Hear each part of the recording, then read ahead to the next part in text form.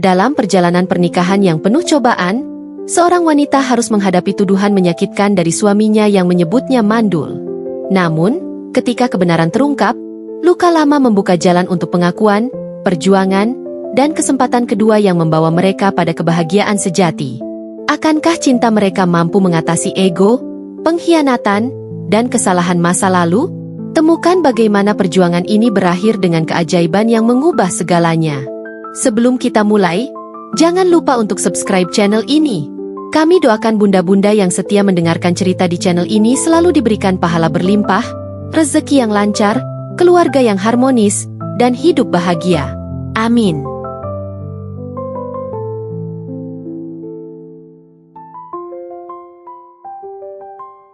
Bagian 1. Awal duka di balik pernikahan bahagia. Pernikahanku dengan Raka awalnya seperti mimpi indah. Dia adalah pria yang perhatian dan penuh kasih. Sosok suami idaman yang membuatku merasa seperti wanita paling beruntung di dunia. Hari-hari kami diwarnai dengan canda tawa dan rencana untuk masa depan. Namun, kebahagiaan itu mulai berubah ketika satu demi satu kerabat mulai bertanya, "Kapan punya anak?" Awalnya, kami menanggapi dengan santai. Tapi semakin sering pertanyaan itu muncul, semakin terasa tekanannya. Setahun berlalu, dan Raka mulai menunjukkan perubahan sikap. Dia sering pulang kerja dengan raut wajah muram dan cenderung menyalahkanku atas berbagai hal kecil. Ketika kami makan malam, dia melontarkan komentar sinis tentang istri yang tidak mampu memberikan keturunan. Kata-kata itu menancap dalam hatiku, membuatku merasa bersalah dan tidak berharga. Aku mencoba menjelaskan bahwa mungkin ini hanya soal waktu, tapi dia malah menuduhku terlalu santai menghadapi masalah besar. Puncaknya adalah saat dia membawa ibunya ke rumah untuk bicara denganku. "Kamu itu istri. Tugasmu adalah memberikan keturunan. Kalau tidak bisa, mungkin Raka harus mencari istri lain," kata mertuaku dengan nada dingin. Aku hanya bisa diam dan menahan air mata. Bahkan Raka, yang dulu membelaku di depan siapapun, kali ini tidak berkata apa-apa. Aku merasa sendirian, dikhianati oleh orang yang seharusnya mendukungku. Aku mulai menyalahkan diriku sendiri. Mungkin benar, ada sesuatu yang salah dengan tubuhku. Aku memutuskan untuk memeriksakan diri ke dokter. Saat duduk di ruang tunggu klinik, perasaan takut dan gelisah menghantuiku. Bagaimana jika hasilnya benar-benar menunjukkan bahwa aku tidak subur? Pikiran itu membuatku sulit bernapas. Tapi aku tahu, aku harus melakukannya. Di tengah rasa sakit dan kesedihan, aku bertekad untuk tidak menyerah. Jika ada yang salah denganku, aku ingin mengetahuinya dan memperbaikinya. Namun, jika tidak, aku juga ingin menemukan kebenaran dan membuktikan bahwa aku tidak pantas disalahkan. Di saat-saat tergelap, harapan kecil itu adalah satu-satunya hal yang membuatku bertahan. Bagian 2. Jejak rahasia yang mengungkap kebohongan. Hasil pemeriksaan dokter menjadi titik awal dari perjuanganku. Dengan tangan gemetar, aku membaca hasil tes yang menunjukkan bahwa aku sehat dan subur. Perasaan lega bercampur marah menyelimuti hatiku. Jika bukan aku, lalu kenapa Raka begitu yakin bahwa akulah yang menjadi masalah? Aku mulai curiga bahwa ada sesuatu yang dia sembunyikan dariku. Aku memutuskan untuk mencari tahu, meskipun itu berarti aku harus menggali rahasia suamiku sendiri. Langkah pertama adalah mengingat setiap percakapan yang pernah kami miliki tentang topik anak. Aku menyadari bahwa Raka selalu menghindari pembicaraan tentang pemeriksaan medis untuk dirinya sendiri. Dia sering mengatakan, "Aku sehat-sehat saja. Masalah ini pasti di kamu." Kalimat itu kini terasa janggal, seperti cara untuk menutupi sesuatu. Aku memutuskan untuk menyelidiki lebih jauh, bahkan jika itu berarti harus melanggar batas privasi. Aku mulai dengan mencari dokumen lama miliknya, termasuk laporan kesehatan yang mungkin pernah dia abaikan. Tidak butuh waktu lama untuk menemukan apa yang kucari. Di laci lemari, aku menemukan hasil tes kesehatan Raka yang ternyata pernah dia jalani sebelum kami menikah. Hasilnya sangat jelas. Dia memiliki masalah kesuburan yang signifikan. Jantungku berdebar kencang, bukan karena rasa lega, tetapi karena marah dan kecewa. Bagaimana dia bisa menuduhku sementara dia tahu fakta ini sejak awal? Dengan bukti di tangan, aku merasa memiliki kendali untuk pertama kalinya. Aku ingin mengonfrontasi Raka, tetapi aku tahu aku harus melakukannya dengan hati-hati. Jika tidak, dia bisa membalikkan fakta lagi. Aku mulai menyusun rencana, termasuk mencari dukungan dari dokter yang bisa menjelaskan kondisinya secara langsung. Aku tidak ingin ada ruang baginya untuk menyangkal kebenaran ini.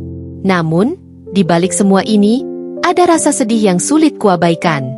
Aku menyadari bahwa ini bukan hanya tentang masalah kesehatan, tetapi juga tentang kepercayaan yang telah dia hancurkan.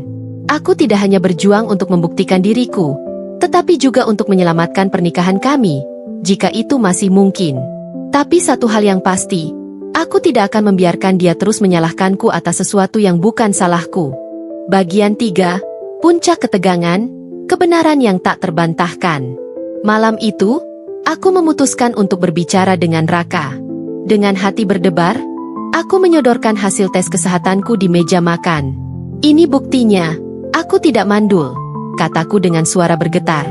Raka memandang kertas itu sekilas, lalu mendengus sambil melipat tangannya. Apa gunanya ini? Masalah kita bukan soal hasil tes. Jawabnya dingin.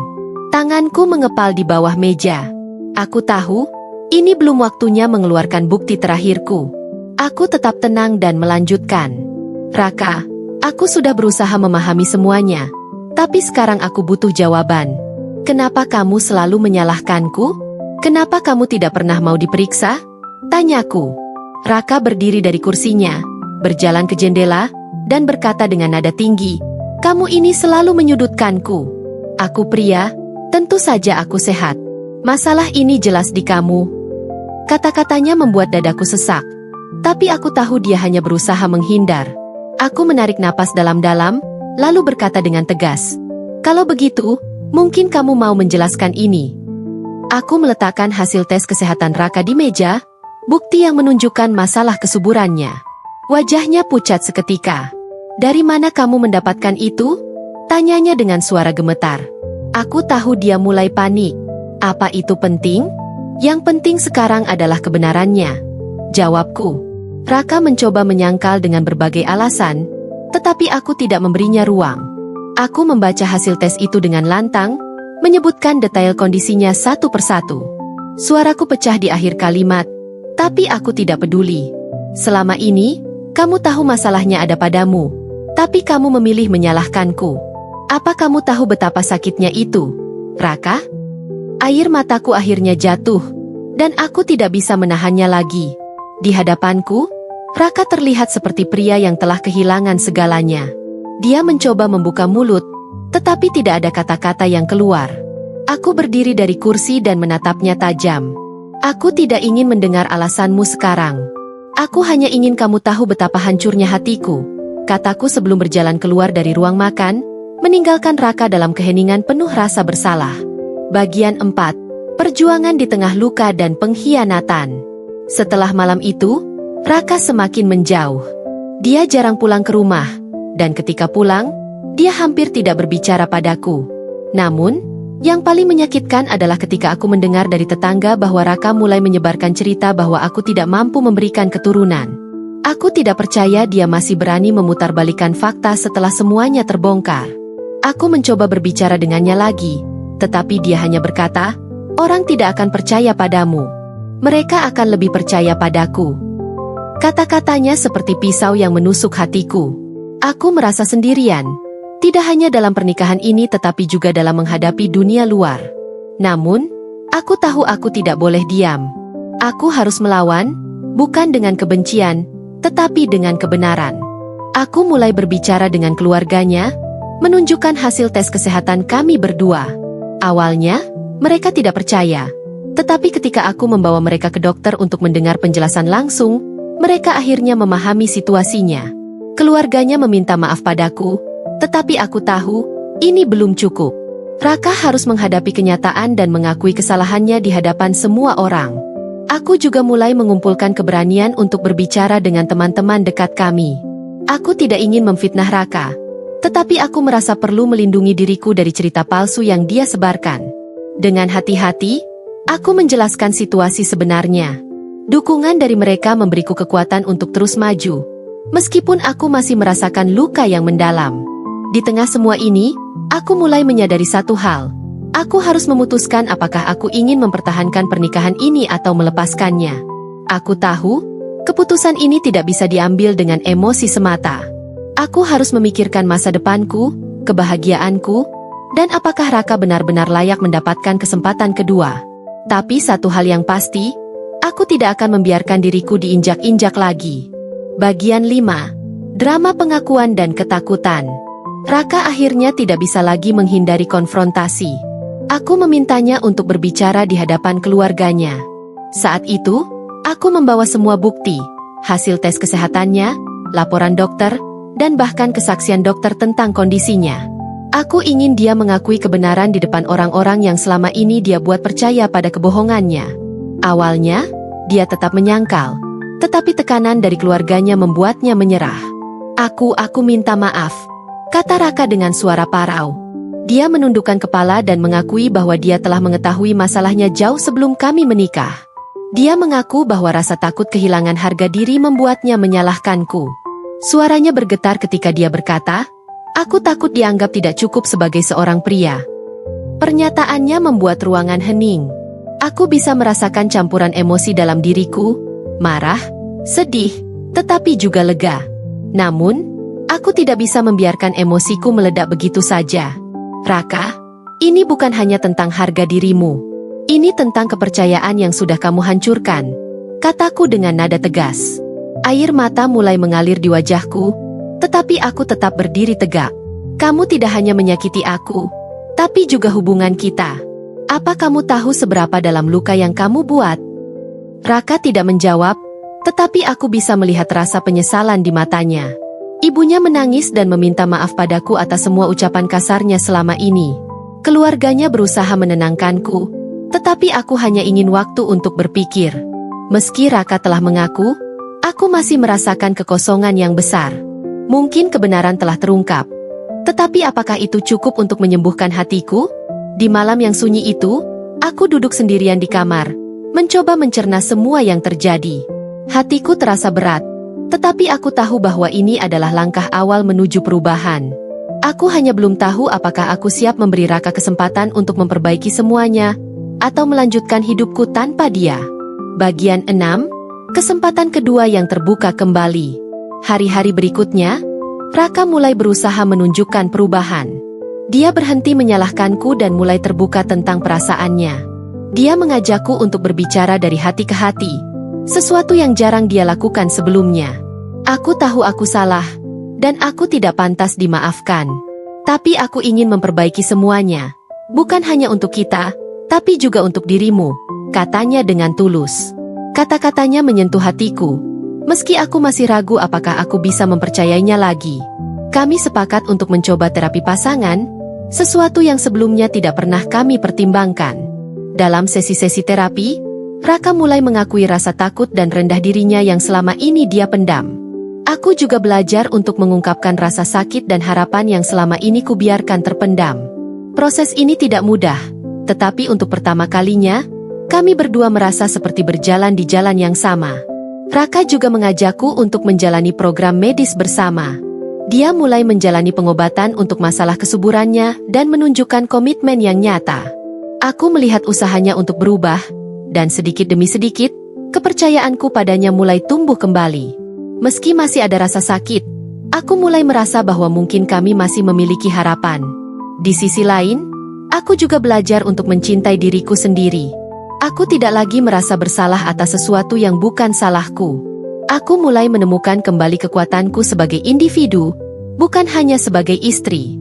Proses ini membantuku melihat hubungan kami dari sudut pandang yang lebih jernih. Aku tahu, jika aku memilih untuk bertahan, itu bukan karena kelemahan, tetapi karena kekuatan untuk memaafkan dan memberi kesempatan kedua. Pada akhirnya, aku memutuskan untuk tetap bersama Raka. Keputusan ini bukan tanpa risiko, tetapi aku ingin percaya bahwa cinta kami cukup kuat untuk melewati ujian ini. Dengan hati yang terbuka, kami memulai lembaran baru, dengan harapan bahwa masa depan kami akan lebih cerah daripada masa lalu yang penuh luka. Bagian 7. Kebahagiaan yang akhirnya datang. Setelah beberapa bulan menjalani terapi dan pengobatan, kami akhirnya menerima kabar yang telah lama kami tunggu-tunggu. Hasil tes terbaru menunjukkan bahwa Raka mengalami perbaikan signifikan dalam masalah kesuburannya. Dokter mengatakan bahwa peluang kami untuk memiliki anak ini jauh lebih besar. Berita itu membuat kami berdua menangis bahagia di ruang konsultasi. Tidak lama setelah itu, keajaiban terjadi. Aku dinyatakan hamil. Perasaan haru dan bahagia membanjiri hatiku. Raka memelukku erat-erat, air matanya jatuh di pundakku. "Terima kasih karena kamu tidak menyerah pada kita," bisiknya. Kata-kata itu membuatku yakin bahwa semua perjuangan ini tidak sia-sia. Kami telah melalui badai, dan kini kami berdiri di bawah langit yang cerah. Selama masa kehamilanku, Raka menunjukkan sisi terbaik dirinya. Dia merawatku dengan penuh kasih sayang, memastikan aku merasa nyaman dan bahagia. Keluarganya juga menjadi lebih dekat denganku, mendukung setiap langkah perjalanan kami menuju menjadi orang tua. Semua luka di masa lalu perlahan sembuh, digantikan oleh kebahagiaan dan harapan baru. Ketika bayi kami lahir, aku merasa bahwa hidupku akhirnya lengkap. Raka menangis saat pertama kali menggendong anak kami, seorang bayi perempuan yang cantik.